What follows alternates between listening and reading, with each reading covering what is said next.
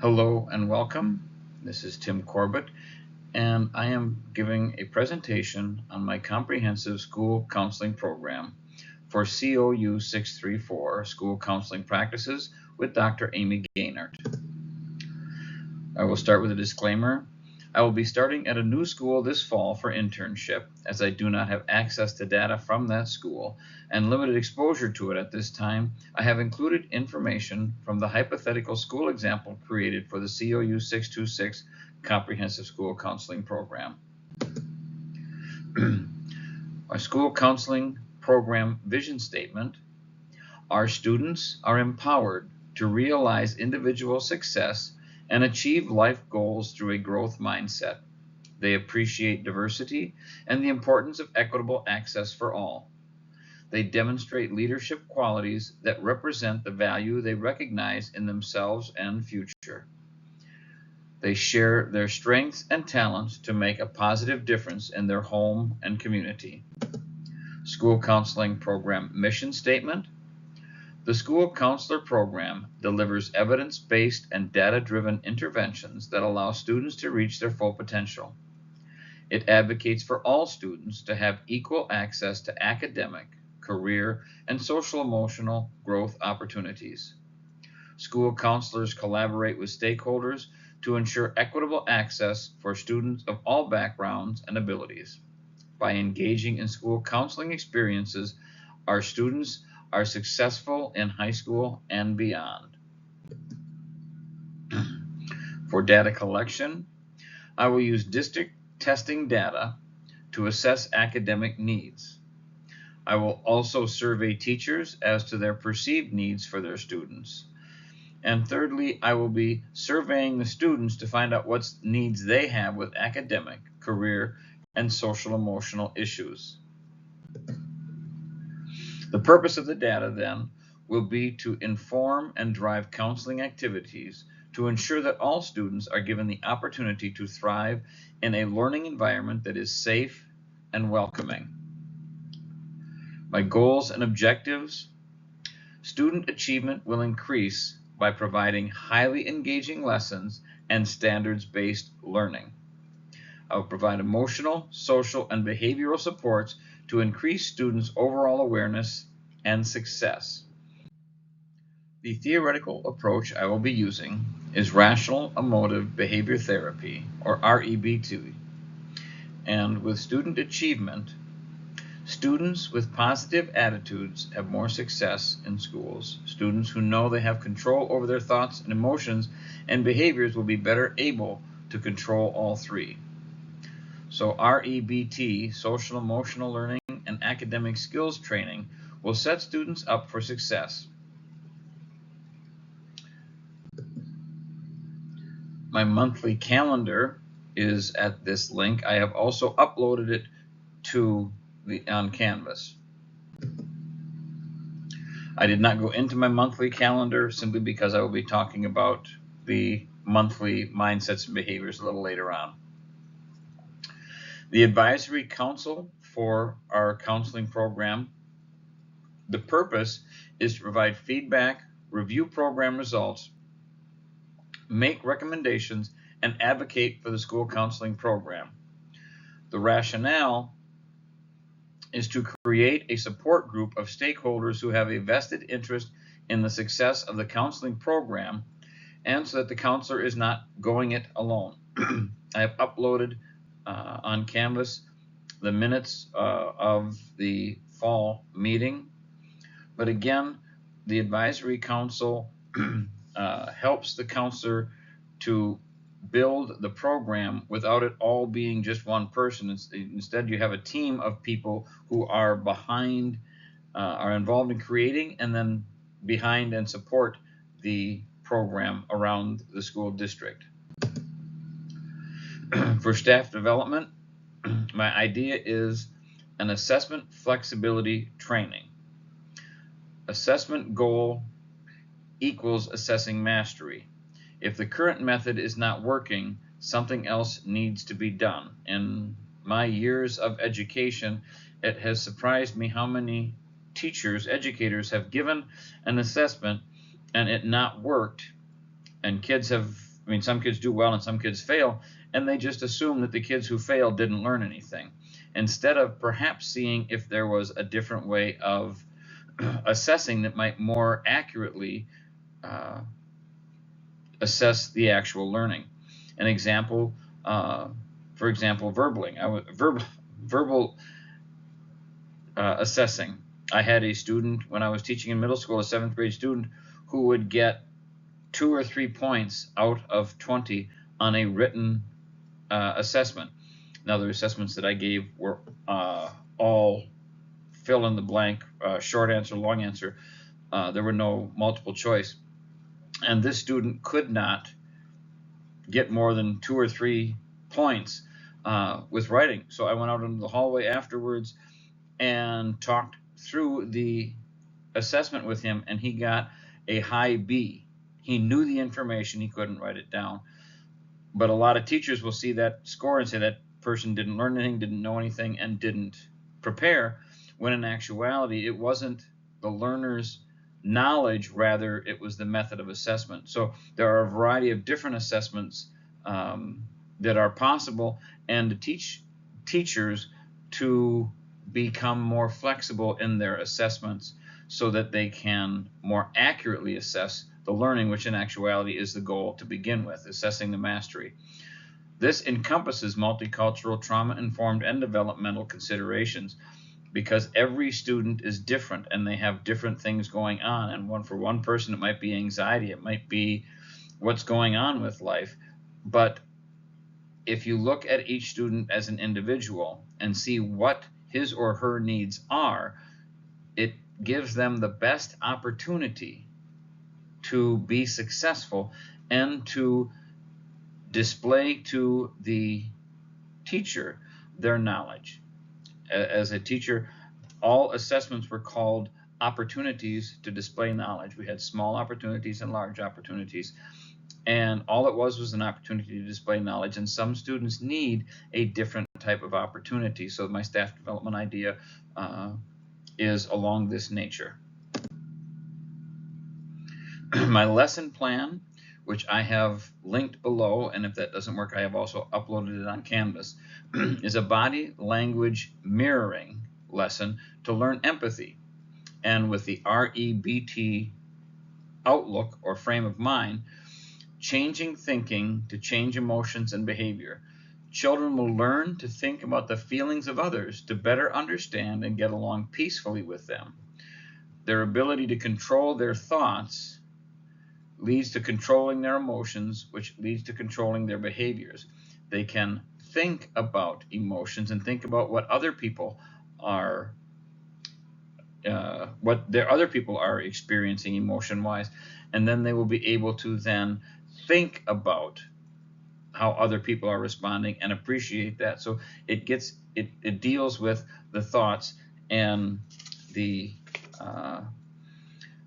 mindsets and behavior standards. B-SS4, which is empathy, showing developing empathy, and B-SS6, which is effective collaboration and cooperation. They're working cooperatively in pairs while learning to think about emotions and think about other people's emotions. Meeting the needs of all students. If it is necessary for me to change my approach from teaching to meet the needs of all students as a counselor, I was doing something wrong as a teacher. In all of my years of teaching, which is 30, I have never had to do something different to accommodate a student with an IEP, a 504, or any other learning challenge. As I told my students, they all learn, but some of them learn differently. And I adapted without needing an IEP. If a kid had an IEP or 504, I would certainly make those adaptations. However, those adaptations were already a part of what I did for anybody in my classroom. So it wasn't like I had to do something new or offer them something they weren't already getting, because my whole goal as an educator was to find a way to help each child learn. And my goal is to do the same as a counselor, and that takes finding out about the kids and learning what can help them and what they need, which is why I was suggesting the development, staff development idea of flexible assessments. And so as a counselor, I'm going to do the same thing I did as a teacher.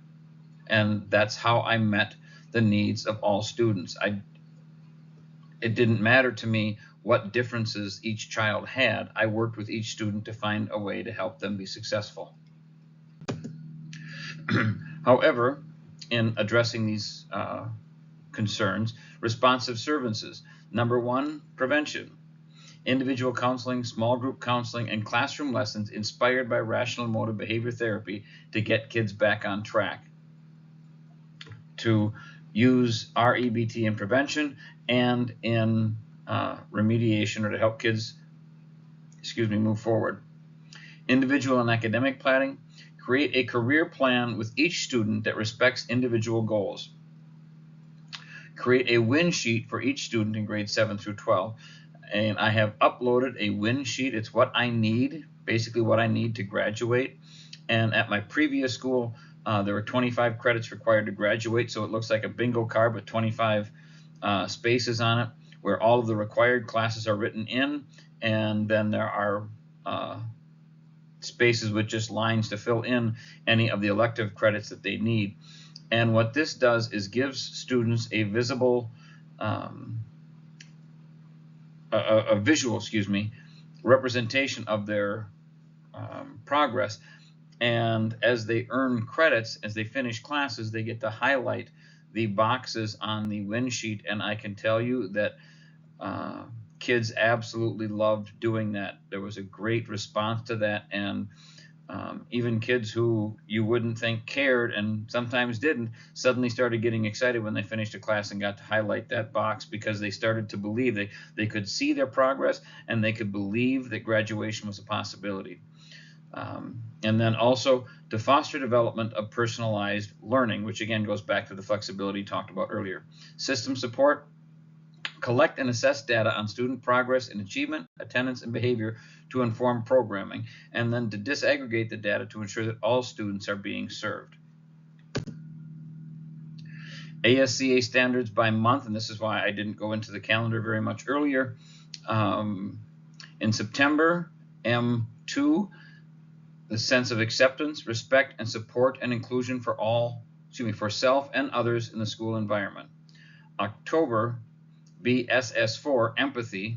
That's Red Ribbon Week is in October, at least it is in Minnesota. November, BSMS2, self-discipline and self-control. In December, BSMS5, perseverance to achieve long and short-term goals. In January, M3, positive attitude toward working and learning.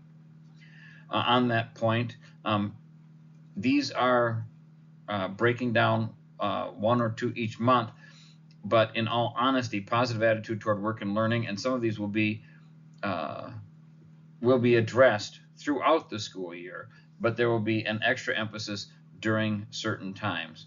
In February, BSS6, effective collaboration and cooperation skills. This is also Bullying Prevention Month, and School Counselor Week happens this month as well, again, at least in Minnesota. In March, BSS10, cultural awareness, sensitivity, and responsiveness.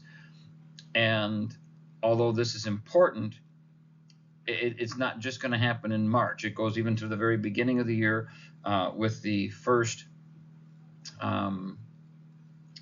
the M2, the acceptance of and self and others in the school environment. So they interact and interconnect, but this is the month we're specifically stressing cultural awareness. In April, BLS2, creative approach to learning, tasks, and problem solving. And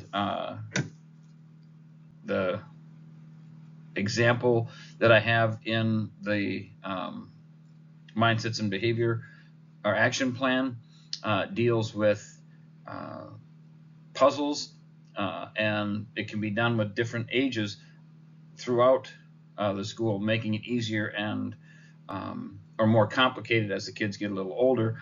but having them color puzzle pieces and then get together with feelings and get together and put those puzzles together. And there are activities you can do to make it more complex as the ages, as mentioned, get older.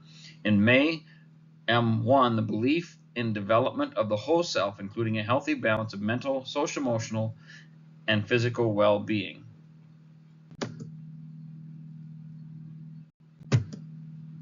Anticipated outcomes: a greater sense of community, which results in, a greater sense of community. The result, collaboration will increase. That will result in an increase in assignment completion. As kids work together as a group, as a team, assignment completion will increase. And then increased belief in personal ability to succeed. The result will be an increase in academic engagement. The result of the academic engagement will be an increase in assessment scores, which will result in an increase in career planning. Kids who believe they're going to succeed and graduate are more likely and more willing to discuss their options for after school. My strengths. The greatest strength that I bring to this comprehensive school counseling program is my belief in my theoretical approach and the years of experience I have in implementing it. Rational emotive behavior therapy has worked so well for me in my 30 years in education, and I'm very comfortable moving into the counseling realm with it as my guide. I believe that every child has the intelligence and capacity to do what God has created them to do, and I love helping them become aware of their potential. I have experience making adaptations for individual students based on their individual needs. This set of strengths is what I bring to my internship, which will begin this fall.